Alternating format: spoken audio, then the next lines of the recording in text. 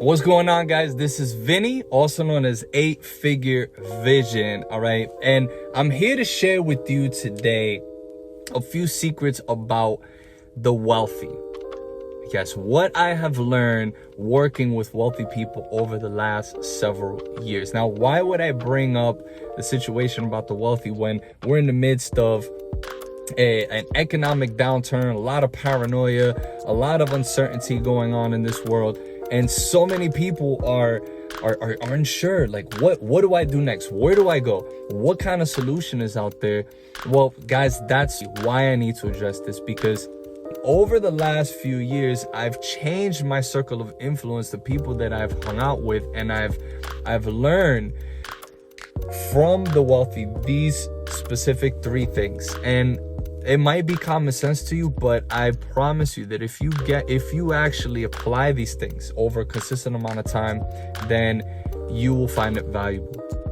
Okay, so secret number 1 about the wealthy is this: the wealthy, they have a vision. Okay, now I know we talk about vision a lot, see, but what the wealthy do is they're not so focused on the right now and today. And because they've taken so much time to meditate and write goals and focus on 5-10 years from now, that all the little noise that's happening, whatever came on the news and Trump said today, or whatever their girlfriend said to them today, or somebody told them at the coffee shop on the way to work, right? All that stuff is noise. That stuff fades in the background for them, because they know that their vision is so strong that it's going to pull them forward every single time. See, when you have a vision that strong and you work very hard at crafting your vision, right? Look at all the athletes, look at all the performers, look at all the musicians, look at all the business owners. What do they usually say? One day I'm going to what? One day I'm going to be this. Future talk. You see, so they've created that over time. It's vision. And the vision, when it's strong enough, it's going to pull you forward. Okay, now secret number 2, they love problems. You see, wealthy people, when they're faced with a challenge, and this is what I've noticed every day when I come into work, all right, I pick up the phone, I make 200 to 300, and I have people telling me, hey, go get a real job, hey, you suck, hey, don't call me again, hey, like all the possible insults ever. But I look next to me and I see the same guy making 6 figures, and he's making those calls. He's got a smile on his face. They tell him to go F off. He's excited. I'm like, how could you be?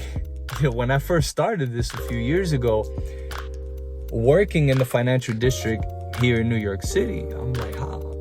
It was my first sales job. I'm like, how could you be excited about somebody telling you to F off? Right? And come to find out, he understands that you just got to get through the no's. You have to embrace the negativity, because always through the storm, what happens, guys? You've heard this one before. After the storm comes the calm, right? After the storm comes the sunshine. You have to go through the storm so that you can get to the actual meat, to the actual substance. So he knows that. So he's on the phone and he's just smiling. And now guess what happens to me? Spending time with him, I start to adopt that. And hey, he's making 200 grand a month. And guess what happens to my income? That's what happens. You see, so this is why I think you can apply this in your life, guys. See, so what did I really just say? All I said was that the wealthy people, they actually embrace the problems. You see, they embrace the problems because the competitiveness, they understand that through the competition, through the grind, will come only greatness, right? Somebody's gonna win the game, right? It's either this team or it's this team, and they're playing against each other. Somebody's gonna win. And if they don't win, well, maybe next time, right? That next time is always a possibility. And so that is extremely important, guys. And number 3, Number 3 is the wealthy people, they trust the process. Okay, and what do I mean by process? You see, most of us don't even have a process. If I were to ask you right now, what is your process? What is your system? How many of you will be able to answer me? And I know a lot of you are sharp here. You probably already been working a long time in creating your process. You see, but most of us is a process that was given to us. Hey, show up to work every day, go into the office, punch a clock, just do what I'm told. Hey, I get my check. That's a process. That's a system. But that system has a flaw. See, that system was given to you. Somebody told you about that process.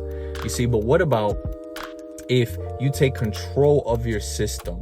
You become aware of your system, right? Something's working there when you show up to work every day and you just show up.